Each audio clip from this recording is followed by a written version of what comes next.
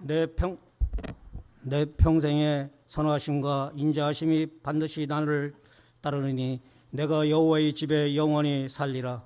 하나님 아버지 감사합니다. 한 주간의 삶 속에서도 함께 동행하시고 긴 장마와 폭염 속에서도 건강 지켜주셔서 감사합니다. 거룩한 주일을 맞이하여 예배제로 인도하신 하나님 아버지, 찬양과 영광을 올리는 진정한 예배 가운데 세상 무거운 짐을 내려놓게 하시고 하나님의 은혜로 유기죽고 기쁨과 감사가 있는 삶 속에 하나님만 의지하게 하옵소서. 하나님 아버지, 한치 앞을 내다볼 수 없는 현실 속에서 주 안에 내 안에 주님과 함께 하는 것을 굳게 믿고 좌나우나 치우치지 않고 믿음으로 앞을 향해 소망을 가지고 나아가는 저희들 되게 하옵소서. 하나님 아버지, 저희들은 죽을 수밖에 없는 죄인입니다. 십자가의 보혈로 모든 인간의 죄를 사하시고 믿는 자에게 한없는 사랑과 은혜로 살게 하셨으니 하나님의 은혜로 모든 것들을 하나씩 이루어가는 삶을 살아가게 하옵소서. 하나님 아버지, 어떠한 고난과 시련이 내 앞을 가로막을지라도 주님의 믿음으로 낙심하지 않고 실축하지 않고 성령 충만한 복음의 말씀을 붙잡고 기도하는 저희들 되게 하옵소서. 하나님 아버지, 단위에 세우신 목사님이 영육간에 강건하게 하시고 말씀 대언하실 때 깨달음을 주셔서 우리의 자존심을 내려놓게 하시고 하나님의 사랑으로 용서하고 포용하고 합심해서 선을 이루어가는 하나님의 자녀로 인도해 주시옵소서. 하나님 아버지, 청년 청소년부 수련이 유초동부 여름성경학교 수련을 통해 하나님 성령으로 역사하사 귀 쓰임받는 자녀로 성장하게 하시고 영적 체험과 주님을 만나는 시간 되기를 인도하시고 건강도 지켜 주시옵소서. 하나님 아버지, 수련회를 통솔하시는 목사님, 교사 선생님들에게도 지혜와 능력 주셔서 부족함이 없도록 모든 것들을 채워주시고 기도로 준비하게 하옵소서. 하나님 아버지, 이상기온과 기후변화로 폭우로 수해로 많은 사람이 목숨을 잃고 수해로 고통받고 있는 지체들 하루속히 안정을 되찾을 수 있도록 함께 하시고 다시는 이러한 큰 재앙과 슬픔이 일어나지 않도록 이 나라 이 민족을 지켜 주시옵소서. 하나님 아버지, 예배를 위해 말없이 보이지 않는 것에서 봉사하고 헌신하는 손길 위에 하나님의 복에 임하길 간절히 기도드리며 날마다 우리를 사랑하시는 예수님 이름으로 기도드리옵나이다. 아멘.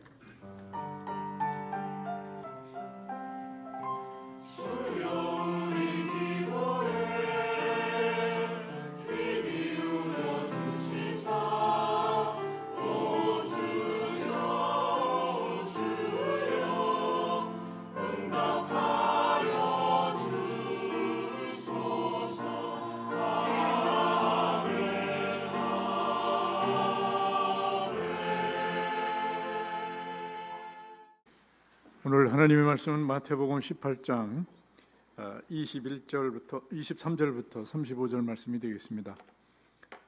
마태복음 18장 23절에서 35절 말씀입니다. 우리 함께 교독하시겠습니다.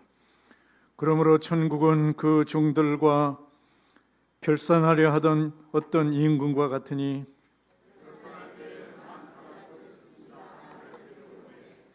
갚을 것이 없는지라 주인이 명하여 그 몸과 아내와 자식들과 모든 소유를 다 팔아 갚게 하라 하니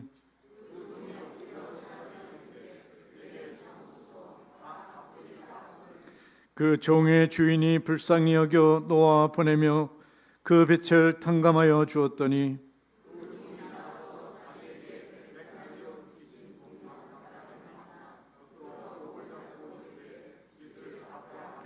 그 동료가 엎드려 간구하여 이르되 나에게 참아 주소서 갚으리이다 하되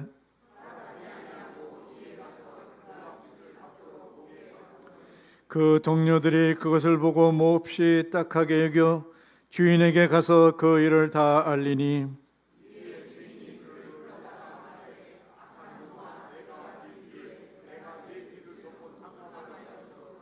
내가 너를 불쌍히 여긴 것 같이 너도 내 동료를 불쌍히 여김이 마땅하지 아니하냐 하고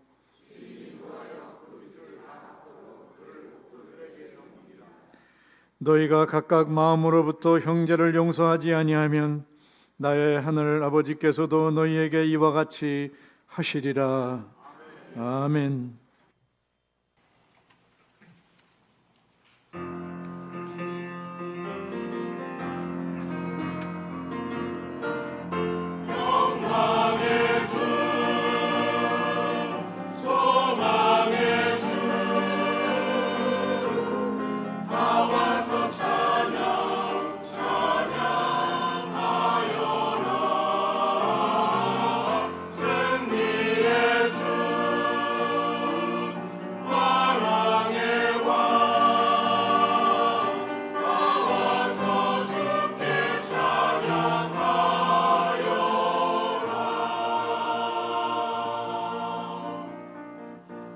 주님께 찬양 그 놀라우심을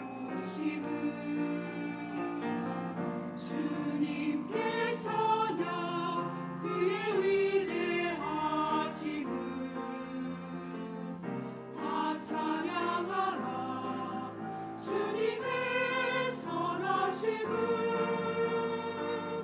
다 와서 찬양하여라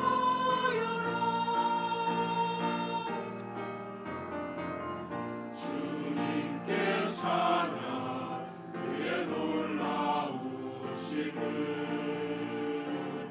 주님께 찬양 그의 위대하심을 다 찬양하라 그분의 선하심을 다 와서 찬양하여라 영광의 주 소망의 주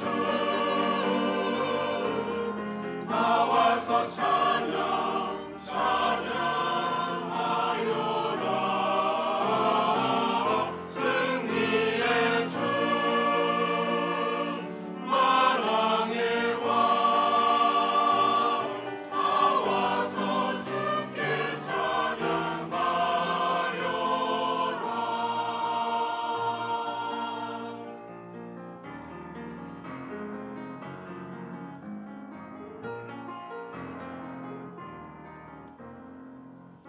다 와서 찬양하여라 주께 다 와서 찬양하여라 주께 천하 만물이 주를 송축하며 그 이름이 땅에 선포되리라 영광의 주 소망의 주 다 와서 찬양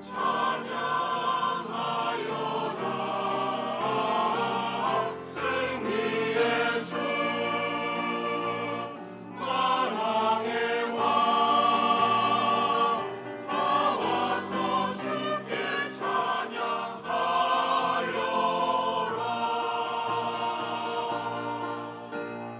주께 찬양하여라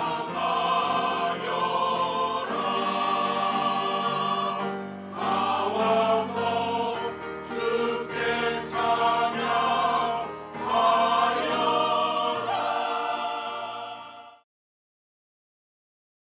찬양하여라 오늘 18장은 예수님이 고난 받으시고 십자가에 달려 죽으시고 부활하심을 제자들에게 이야기하는 아주 중요한 부분이 이 18장 앞에 나오고 있습니다. 그런 제자들은 그렇게 그런 예수님의 그 하나님을 향한 사역을 준비하고 그 사역을 이루어 가시겠다고 말씀하시는 예수님의 말과는 정반대로 제자들은 누가 더 크냐를 가지고 다투고 있는 모습을 보여주고 있습니다. 오늘 18장은 그 제자들의 다툼으로 시작하고 있습니다. 마치 철부지 아이들처럼 누가 더 크냐, 누가 더 세냐, 누가 더 높은 자리에 세워지냐를 가지고 제자들이 싸우고 있습니다.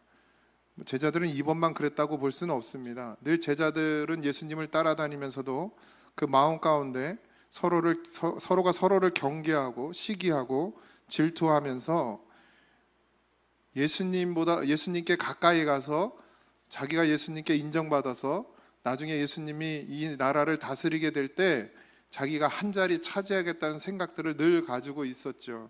그래서 서로 예수님께 잘 보이려고 하는 모습만 보이면 원망하고 입으로 그냥 씹어대고 그래서 서로를 미워하고 경계하는 그런 모습들을 보여주고 있습니다. 그런 제자들에게 예수님은 어린아이와 같이 정결한 마음이 아니고서는 천국에 들어가지 못한다는 말을 하고 있어요. 예수님이 제자들을 이끌고 가는 이유는 그들에게 좋은 자리를 허락하기 위함이 아니라 그들에게 천국을 주기 위해서입니다. 생명을 주고 구원하기 위함이시죠. 그리고 또 그 제자들은 그 제자들을 낳기를 원하고 그 제자들을 선택하였던 것입니다. 그런데 아직 제자들은 그런 구원의 믿음에 이르지 못한 상태였고 그래서 그들은 예수님이 생각하는 것과 전혀 다른 모습을 하고 있습니다. 저 같으면 열받아서 속이 터질 텐데 주님은 다 아시니까 우리 인생이 어떤지를 다 아시니까 그래도 참고 견디시며 또 오늘도 그 제자들에게 말씀해 주고 계시는데 18장을 쭉 보면 그런 제자들에게 이런 말씀을 하십니다. 나를 믿는 자 중 작은 자 중 하나를 실족하게 하면 차라리 연자 맷돌이 그 목에 달려 깊은 바다에 빠뜨리는 것이 낫다고까지 말씀해 주고 계세요. 그러니까 서로가 서로를 미워하고 서로가 서로를 시기하는 그 제자들에게 하는 말입니다. 작은 자를 실족하게 하는 것이 손이나 발이면 그걸 찍어내 버리라고 말씀하시고 두 손과 두 발을 가지고 영원한 불에 던지워지는 지옥에 가는 것보다 낫다라고 말씀합니다. 그렇게 남을 실족하게 하고 범죄하게 하는 것이 눈이면 그 눈을 뽑아 버려서 두 눈을 가지고 지옥불에 가는 것보다 더 낫다라고까지 이야기하시는 거예요. 근데 이 내용을 보면 그렇게 뭐 저처럼 이렇게 부드럽게 얘기하시는 건 아닐 거예요. 눈을 그죠? 차라리 그냥 뭐 간절한 마음도 있겠지만 답답한 마음도 있을 것이고 정말 그들이 변화되기를 바라는 마음으로 아마 예수님은 그렇게 얘기했을 겁니다. 두 눈을 뽑아 버려라. 차라리 눈을 뽑고 천국에 가는 게 낫지 그 두 눈을 가지고 죄를 지면서 지옥에 가는 것보다 낫다. 네 발이 네 다리가 죄를 범하는 곳에 가게 되거든. 차라리 그걸 잘라버리고 차라리 그 몸으로 천국에 가는 게 더 낫다라는 말을 하고 계시는 거죠. 내가 가진 것이 돈이든 집이든 땅이든 뭐 이런 거 버리라 그러면 그래도 버릴만 하잖아요. 우린 못 버리지만 우리 교회는 아무도 못 버려요. 지금 제가 볼 때 버린 사람이 하나도 없어요. 뭐 그것도 믿음을 지키기 위해서 버려야 함에도 버리지 못하고 안절부절하는 게 사실 우리의 모습이지만 그래도 결국 버리게 되죠. 왜냐하면 주님이 버리게 하시니까. 자기 의지로 버리는 게 아니라 그냥 안 되면 주님이 버리기까지 하시죠. 그런데 자신의 몸을 도려내는 것 이건 정말 너무 힘든 일이죠. 할 수 없는 일입니다. 또 주님이 그렇게까지 하신다 그러면 너무 잔인하신 분 아닙니까? 이렇게 말할지도 모르겠어요. 근데 그렇게까지라도 해서 천국을 누려라 이렇게 얘기하시는 거예요. 사실 뭐 진짜 도려내는 의미일 수도 있지만 그런 의미보다는 주님께서는 그런 핑계 좀 대지 말라 제발 나한테 이런 말씀으로 더 느껴집니다. 나는 믿음이 있는데 내 발이 자꾸 나를 죄를 범하게 하는 곳으로 나를 자꾸 끌고 가요. 이런 핑계를 댄다는 거예요. 나는 주님을 사랑하는데 내 눈이 자꾸 다른 곳을 봐요. 그러니까 나는 아닌데 내 눈이 그렇다는 거예요. 이렇게 핑계를 대는 거예요. 우리도 맨날 핑계 대잖아요. 이래서 못하고 저래서 못하고 이래서 안 되고 저래서 안 되고 그렇게 핑계 대니까 주님이 그렇게 말하는 거예요. 그러면 그 말 안 듣는 발을 그냥 잘라 버리라는 거예요. 네 거 아닌 것처럼 얘기하니까 내 마음 같지 않은 그러니까 나랑은 상관없다라고 말하니까 그럼 잘라버려도 되겠네. 핑계대는 제자들에게 하는 말이에요. 핑계대는 우리에게 하는 말이에요. 그럼 뭐 그거 잘라버리지 뭐. 눈을 핑계 대니까 그럼 눈 뽑아버려도 되겠네. 너랑 상관없으니까 확 뽑아버려 라고 이야기하는 것입니다. 핑계대는 제자들, 핑계대는 우리에게 주님께서 그렇게 말씀하시는 거죠. 이래서 못하고 저래서 못하고, 이래서 그렇고 저래서 그렇고, 이래서 못 가고 저래서 못 가고, 늘 핑계대면서 우리는 자신의 모습을 합리화합니다. 그런 자들에게 주님이 말씀해 주시는 거예요. 제자들은 찔렸겠죠. 놀랐겠죠. 창피했겠죠. 자기들이 모습이 드러났으니까. 그런 말씀 앞에서 무슨 핑계를 댈 수 있겠습니까? 그냥 믿음이 없는 거죠. 믿음이 없는 거죠. 나는 아닌데 내 의지와는 상관없는 데가 아니라 그냥 우리 믿음이 없는 거죠. 주님을 따르는 이유가 주님이 하시려는 일과는 전혀 상관없이 주님을 따르고 있는 것이 드러나지는 것이죠. 자기들 스스로 자기 입으로 말하잖아요. 주님은 하늘을 이야기하고 주님은 십자가를 이야기하고 주님은 고난을 이야기하는데, 이들은 주님이 이 땅에 권세 잡으면 나 무슨 자리 주실 거예요를 말하는 거죠. 그리고는 주님께서 그 다음에 그 한 영혼이 얼마나 귀한지에 대해서 이른 양의 비유로 말씀하십니다. 그렇게 죽어야 될 자이지만, 그렇게 눈을 뽑아버려야 될 자이고 다리를 잘라버려야 될 자이고 팔을 잘라버려야 될 자이지만, 하나님께서는 그 영혼을 너무나도 사랑하신다라 말씀해 주시는 거예요. 그게 이른 양의 비유입니다. 그리고는 교회의 치리에 대한 말씀을 하시는데, 형제가 죄를 범했을 때 어떻게 해야 하는지에 대해서 이야기하면서, 먼저는 당사자가 만나서, 그러니까 그 죄를 진 형제를 아는 사람, 그 죄를 아는 사람이 만나서 권고해서 들으면 그는 용서를 받을 수 있을 거라고 이야기합니다. 근데 보통 죄가 드러나면 우리는 발뺌하게 되어 있죠. 아니라고 핑계대게 되어 있죠.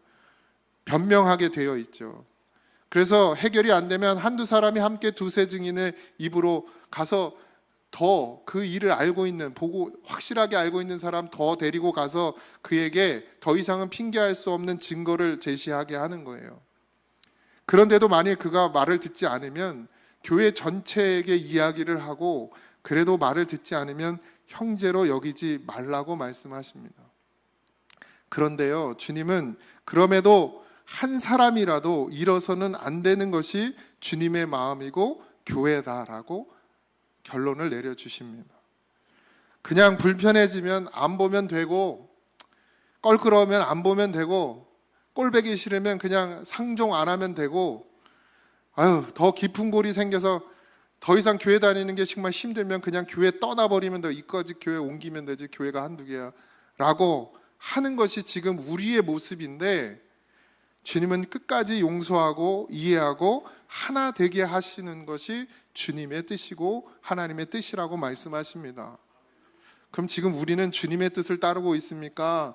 아니면 내 생각대로 가고 계십니까?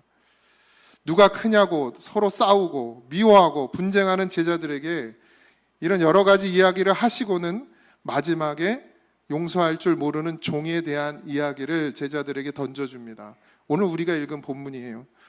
우리는 어떻게 하면 용서의 문제를 성경적으로 받아들이고 믿음 안에서 실천할 거냐에 대한 문제가 아주 중요합니다, 우리에게.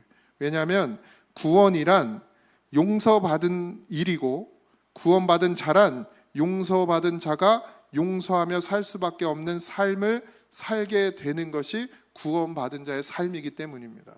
구원이면 반드시 용서받은 자이고, 구원이면 반드시 용서하는 자가 되어야 된다는 거예요. 마태복음 18장 21절부터 보면, 그때 베드로가 나와 이르되 주여, 형제가 내게 죄를 범하면 몇 번이나 용서하여 주리이까? 7번까지 하오리이까? 예수께서 이르시되 내게 이르노니 7번뿐 아니라 7번을 70번까지라도 할지니라. 상황을 보세요. 지금 제자들이 싸웠어요. 서로 자기가 좋은 자리 갖겠다고, 내가 더 좋은 자리에 갈 거라고 싸우는 상황이었어요. 그래서 예수님이 나무랬단 말이에요. 여러 가지 예를 들어 나무랬어요. 그런데 이 베드로가 뭐라 그러냐면, 몇 번이나 용서할까요? 이렇게 얘기하는 거예요. 그러면서 7번이라도 할까요? 이렇게 말한단 말이에요. 이 뉘앙스가 뭐냐면, 사실 그 당시 유대인들은 랍비에게 교육을 받을 때 3번까지 용서를 가르칩니다. 랍비가. 그러니까 3번까지는 용서하라고 가르치는 거예요. 그러니까 이 제자들에게 있어서, 특히 베드로에게 있어서 용서는 3번까지예요. 그런데 뭐라 그래요? 7번이라도 할까요? 이 말은 그래도 저는 3번이 아니라 7번도 용서할 수 있는 그런 마음을 가진 사람이에요, 주님. 그러니까 내가 주님 오른팔이 돼야 된다는, 자기를 드러내는, 자기를 피하라는 그런 말이에요. 마치 부자 청년이 예수님께 와서 어떻게 해야 구원을 받을 수, 이런 것처럼 그런 모습인 거죠. 저는 괜찮은 사람이라는 거예요. 제자들이 싸우고 있잖아요. 아유, 저런 분들보다 저는 좀 괜찮은 사람이니까 저를 오른팔로 쓰시면 됩니다, 이런 뜻인 거죠. 더 좀 곡해하자면. 그랬더니 주님께서는 그런 베드로에게 7번씩 70번이라도 곱하면 490번인데요. 그러니까 무한정으로 계속 용서해 주라고 말씀하시는 거예요. 그러니까 네 7번 웃기지 말어. 웃기지 말어. 7번이 아니고 490번 해라. 490번. 네가 하는 그 용서는 용서도 아니란 얘기를 하시는 겁니다. 근데 70번씩 7번씩 70번이 과연 가능한 일인가요? 우린 그렇게 용서할 수 있나요? 우리 그렇게 용서하고 살고 계십니까, 여러분들? 대답이 없으신 거 보니까 저랑 비슷한가 봅니다. 용서는 원래 우리에게 있는 성품이 아닙니다. 우리가 용서했다고 하지만 사실 그냥 마음속에 가라앉아 있는 것뿐이지, 그냥 꾹꾹 눌러, 압력밥솥 눌러도 꾹꾹 눌러놓는 것뿐이지, 툭 건드리면 어떻게 해요? 폭발하게 돼 있어요, 우리의 용서는. 그러니까 용서는 아니지, 사실. 누르고 있는 거, 참고 있는 거지. 제 아내가 저한테 맨날 그래요. 이제 좀 말다툼을 하면, 어떻게, 자기도 그러는데 어떻게 당신은 맨날 옛날 거 다 끄집어낸다고, 본인도 그러면서. 그러니까 용서한 거예요? 이해한 거예요? 사랑한 거예요? 아니에요. 그냥 눌러놓고 있는 거야. 그러다 한번 걸리면 어떻게? 뭐 언제 이랬고 언제 이랬고, 완전히 뭐 그런 것도 안 잃어버려져. 하나님 말씀은 자꾸 잃어버리는데, 그런 거는 나한테 서운하게 한 건 절대 안 잊어버려요. 그러니까 저한테 서운하게 하지 마세요. 평생 갑니다. 그게 용서가 아니죠. 그냥 누르고 있는 거죠. 그래서 용서는 내게서 나올 수 있는 능력이 아닌 거예요. 그래서 우리는 우리의 힘으로 용서가 안 돼요. 사랑도 안 되죠. 이해할 수도 없어요. 그 용서의 능력은 어디서부터 와요? 밖에서부터 들어옵니다. 주님으로부터 와요. 하늘로부터 오는 거예요. 그러니까 우리가 땅의 것을 구하지 않고 하늘의 것을 구해야 되는 건 바로 이런 것이죠. 왜요? 땅의 것을 우리가 열심히 수고하고 땀 흘리면 거둬들일 수 있지만, 이 용서라는 마음, 이 사랑하라는 마음은 우리가 아무리 노력해도 우리 마음에 넣을 수가 없어요. 누가 주셔야 돼요? 하나님이 우리에게 부어 주셔야 되는 거예요. 그 부어 주심이 뭘 통해서 오냐면 말씀을 통해서 온단 말이에요. 말씀을 통해서 주님의 능력이 내 안에 역사하는 것이에요. 그래서 그 용서의 기적이 일어나게 됩니다. 제가 들은 간증인데요. 택배 일을 하던 집사 부부가 있었습니다. 부부가 같이 택배를 하는 거예요. 한 차를 타고. 1부 때는 중간에 울었는데 벌써 이거 잠깐. 그래서 2부 때는 안 울겠지 그랬는데. 그런데 그 택배차가 서 있는데 더 큰 운송 차량이 이 택배차를 덮었습니다. 사고가 났어요. 근데 아내가 죽었어요. 남편은 살았습니다. 근데 집사잖아요. 그런데도 분통하고 원통하고 너무 억울해서 가해자를 만나지 않았답니다. 그 보험회사에서도 자꾸 연락이 오는데도 난 절대 안 만나겠다고 했답니다. 용서할 수가 없었겠죠. 그리고 합의하고 싶지도 않았겠죠. 이 사람이 죽으면 합의를 해야 되거든요.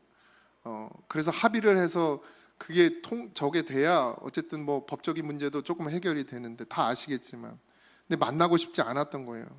근데 이 집사님이 그래도 집사니까 주의를 지키러 교회 와서 목사님 말씀을 듣는데, 그 말씀을 듣는 중에 갑자기 그 마음에 뜨겁게 그 가해자를 용서해야겠다는 마음이 밀려왔답니다. 전 못할 것 같아요. 만약에 누군가 제 아들을 치어서 죽였다면 과연 용서할 수 있을까요? 근데 말씀이 그 집사님 마음 가운데 임하더라는 거예요. 그러니까 용서하는 마음이 생기더라는 거예요. 용서해야겠다는 마음이. 근데 더 용기는 뭐냐면 그래서 직접 찾아간 거예요. 용서하러. 용서하는 마음을 갖는 게 중요한 것이 아니고 그 하나님의 말씀이 내게 용서하라고 임했으면 가서 용서해야 되는 거예요. 아무리 용서할 수 없고 아무리 억울하고 아무리 원통해도 가서 용서해야 되는 것이죠. 근데 이 집사님이 간 거예요. 찾아갔어요. 38살 남자였습니다. 젊은 남자였어요. 아내가 있고 어린 아이와 장모님을 모시고 살았습니다. 다른 말 하지 않았어요. 보상이 어쩌고 뭐 이런 얘기를 한 것이 아니고 내가 다 용서할 테니까 제발 예수님 믿으라고. 다 용서할 테니까 제발 예수님만 믿으라고. 그렇게 이야기하고 돌아왔답니다. 이게 가능한 일입니까? 여러분들 같으면 이렇게 하실 수 있겠어요? 못하죠. 근데 여러분 마음 가운데 주님의 말씀이 임하시면, 예수님이 여러분 가운데 임하시면 여러분들에게 그런 기적이 생길 것입니다. 전 여러분들이 그런 기적을 맛보기를 소원합니다. 그렇다고 누가 죽기를 원하는 건 아니고 그런 마음, 그런 믿음이 여러분들 가운데 생기길 원해요. 그래서 그 온 가족이 나중에 다 그 교회가 아니고 다른 교회에 등록을 해서 교회를 다니게 되었습니다. 예수님이 원하시는 건, 하나님이 원하시는 건 이거죠. 그걸 통해서 구원받는 백성들이 늘어나는 것. 하나님은 한 영혼을 천하보다 귀하게 여긴다고 했어요. 하나님이 우리를 구원하셨을 때 우리의 모든 죄를, 그 많은 죄를 용서하시고 우리를 구원하셨을 때는 또 다른 의미의 뜻이 있어요. 또 누군가를 구원해야 될 일이 우리에게 주어지는 것입니다. 그걸 잊지 마세요. 구원의 능력이 없는, 아직 구원받지 못한 제자들에게 주님께서는 1만 달란트의 빚진 자의 비유로 이야기를 해주고 계십니다. 우리는 끊임없이 자비를 베풀어 주시고 용서하시는 하나님의 은혜로 1만 달란트의 빚을 탕감받은 사람이라는 거예요. 그러므로 엄청난 빚을 탕감받은 자로서 마땅히 다른 사람의 죄도 용서해야 된다는 것이 하나님의 말씀입니다. 그러므로 우리가 다 죄 가운데 빠져 있죠. 23절, 그러므로 천국은 그 종들과 결산하려 하던 어떤 인구가 같으니 결산할 때에 10,000달란트 빚진 자 하나를 데려오매 갚을 것이 없는지라. 주인이 명하여 그 몸과 아내와 자식들과 모든 소유를 다 팔아 갚게 하라 하니 그 종이 엎드려 절하며 이르되 내게 참으소서 다 갚으리이다 하거늘 그 종의 주인이 불쌍히 여겨 놓아 보내며 그 빚을 탕감하여 주었더니. 우리가 먼저 기억해야 될 것은 우리는 1만 달란트 빚진 자라는 겁니다. 우리는 그런 죄의 몸을 가지고 사는 인생인 거죠. 1만 달란트는 뭐 다 아시겠죠. 하도 들어가지고. 근데 또 까먹었을 것 같아서 또 얘기를 하는데 6천만 데라니온이에요. 6천만 데라니온. 한 데라니온이 한 사람의 하루 일당이에요. 그럼 6천만 데라니온이면 6천만일 동안 일을 해서 벌은 돈입니다. 6천만일. 살지도 못하지만 하루에 10만 원으로 일당을 계산했을 때 한 6조 원이 된다고 합니다. 그 이상이 될 거예요. 도저히 갚을 수 없는 빚진 사람들을 비유해서 하신 말씀입니다.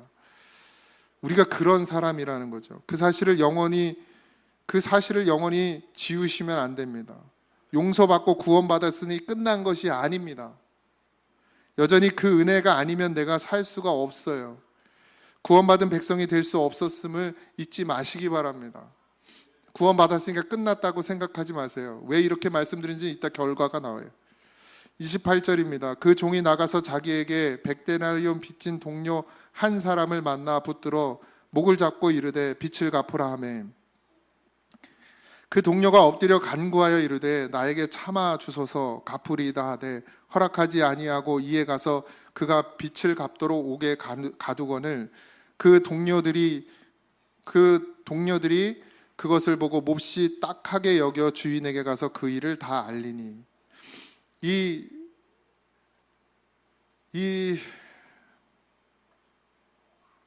빚진 그 빚을 그 주인이 다 갚아줬어요. 어떻게 했죠?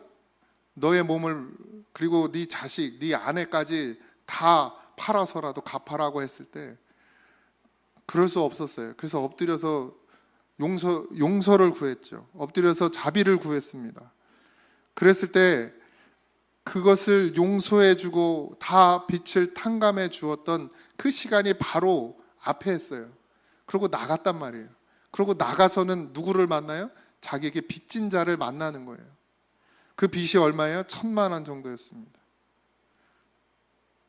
금방 잊어버리는 거예요. 자기 빚 탕감 받은 건 금방 잊어버리고 그 사람의 목덜미를 잡고 돈 내놔라 이거지. 돈 내놔라.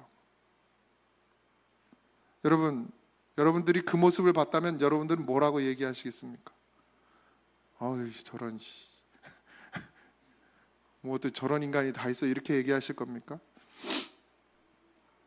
자기가 용서를 받고 그것도 도저히 가늠이 안 되는 빛을 탕감받고 나가는 길이에요. 그 용서의 크기를 헤아릴 수 없어요. 너무 커요. 그런 용서함을 받은 자예요. 그런데 나가서 자기에게 100데나리온 빚진 동료 한 사람을 만나고 그 사람을 잡습니다. 그리고 빚을 갚으라고 그래요. 그렇게 무릎을 꿇립니다. 엎드리게 만들어요. 그러고는 나중에 어떻게 합니까? 감옥에다 가두어 버립니다. 자기가 용서받은 것, 자기가 탕감받은 것에 대해서는 전혀 기억하지 못해요. 우리의 모습은 어떻습니까? 하나님이 우리를 구원하신 것, 하나님이 여러분들의 죄를 사하여 주신 것, 그것이 마치 1만 달란트 빚진 자와 같은 모습이라고 주님이 우리에게 말씀하시면서 그래도 내가 다 용서한다라고, 그래도 내가 너를 구원한다라고 말씀해 주셨는데 우린 그것을 기억하고 있습니까? 탕감받은 자로서 탕감하여 주는 자가 되었습니까? 용서받은 자로서 여러분들은 용서하는 자가 되었습니까? 31절에 그 동료들이 그것을 보고 몹시 딱하게 여겨 주인에게 가서 그 일을 다 알리리라. 밖에 사람들이 나를 볼 때 어떠냐는 거예요. 바깥 사람들이 우리를 볼 때 어떠냐는 겁니까? 우리가 그렇게 살아가고 있습니까? 세상 사람들에게 내가 그리스도인으로서 보여지고 있습니까? 용서받은 자의 모습으로 용서하며 살고 있습니까? 세상 사람들이 우리를 볼 때. 교회에서는 어떻습니까? 점잖고 선해 보이고 서로가 서로를 아유 목사님, 아유 장로님, 아유 권사님, 아유 집사님 이러면서 높여주고 좋은 사랑 코스프레를 합니다. 우리는. 그런데 뒤에서는 서로 비난하고 욕하고 손가락질합니다. 전혀 용서의 모양이 없어요. 주 안에서 한 형제라고 하는 우리도 그런데 나가면 어떻겠어요? 세상 사람들에게 어떻게 하시겠습니까? 또 밖에 나가서 어떻게 하고 있냐는 거예요. 우리가 다른 사람들, 직장 동료, 마을 동료, 주변 동료, 그들에게 우리의 모습은 어떻게 보여지고 있습니까? 우리는 어떤 모습으로 그들에게 보여지고 있습니까? 32절 이에 주인이 그를 불러다가 말하되 악한 종아 내가 빌기에 내가 내 빚을 전부 탕감하여 주었거늘 내가 너를 불쌍히 여김과 같이 너도 내 동료를 불쌍히 여김이 마땅하지 아니하냐. 마땅하다는 거예요. 당연하다는 겁니다. 용서하는 게 뭐 특별한 게 아니고 당연한 거라는 거예요. 사랑하는 게 뭐 그렇게 특별한 게 아니라 네가 사랑받았으니까 사랑해야 되는 게 당연하다는 거예요. 하나님께 드려지는 것이 뭐 특별한 것이 아니라 네가 하나님이 너를 받아주셨으니 너도 당연히 하나님께 드리는 것이 그냥 마땅하다는 거예요. 근데 그 마땅한 일조차 우리는 하고 있지 않습니다. 용서하지 않는 자는 용서함을 받을 수 없다라고 말씀하세요. 주인이 노하여 그 빚을 다 갚도록 그를 옥졸들에게 넘기니라. 받은 용서가 무효가 되는 겁니다. 여러분들이 여러분의 삶을 여러분 생각으로 여러분의 중심으로 살아가면 하나님은 여러분들의 구원의 그 은혜를 거두실 수도 있다는 얘기예요. 35절 너희가 각각 마음으로 형제를 용서하지 아니하면 나의 하늘 아버지께서도 너희에게 이와 같이 하시리라. 자기 자리에만 연연하고 미워하고 싸우고 다투는 제자들에게 오늘 주님이 이렇게 말씀하신 거예요. 용서하지 않으면 니들끼리도 그렇게 다투고 싸우며 서로 용서하지 않으면 너희도 도저히 용서받을 수가 없다. 형제를 형제로 여기지 못하면 주의 구원의 역사를 온전히 이루어질 수 없다라고 말씀해 주고 있습니다. 용서란 우리의 중심에서 일어나는 태도예요. 입으로 하는 것이 아니고 삶으로 하는 것입니다. 마음으로부터 용서될 때 그때 비로소 우리는 구원을 누릴 수 있어요. 마음의 증오심이 붙들리면 우리는 구원을 누릴 수가 없습니다. 오늘 교회가 잃어버린 것은 바로 용서죠. 그래서 지금 교회에서 아무런 능력이 나타나지 않습니다. 나만을 위해 사니까요. 주를 위해 살아야 하고 이웃을 위해 살아야 하는데 나를 위해서 살고 나를 위해 믿으니 무슨 역사가 교회에서 일어날 수 있겠습니까? 우리의 자녀들이 왜 하나님께 드려지지 못합니까? 우리 아이들이 왜 믿음으로 자라지 못합니까? 자기가 얼마나 큰 빚을 진 자인지, 얼마나 큰 은혜와 사랑을 입은 자인지 모르기 때문입니다. 왜 몰라요? 그걸 누가 막았어요? 부모들이 막았어요. 교회가 막았습니다. 내 자식이라고 내가 사랑한다고 하면서 하는 짓이 하나님의 자녀로 살지 못하게 만드는 거예요. 그렇게 하고 계시죠, 다들? 저도 그러고 있어요, 저도. 정말 사랑하면 너가 하나님의 자녀인 것을 알게 해주고, 너가 하나님의 은혜와 사랑을 입고 사는 것임을 알게 해주고, 그냥 옷 사주고 그거 아빠가 돈 벌어 산 거야, 그거 좋은 거 누리게 해주고, 야 니네가 엄마 아빠 잘 만나서 그런 거야, 이렇게 가르치지. 그거 하나님이 주신 거야, 그거 하나님이 너를 입히시고 먹이시는 거야 라고 누가 가르치냐는 거예요. 하나님이 먼저라고 누가 가르치냐는 거예요. 네가 지금 살아가고 있는 것, 네가 지금 존재하는 것, 하나님이 너를 용서하시고 하나님이 너를 자녀 삼아 주셔서 네가 그렇게 살고 있는 거야 라고 누가 가르치냔 말이에요. 공부해야 돼, 좋은 대학 가야 돼.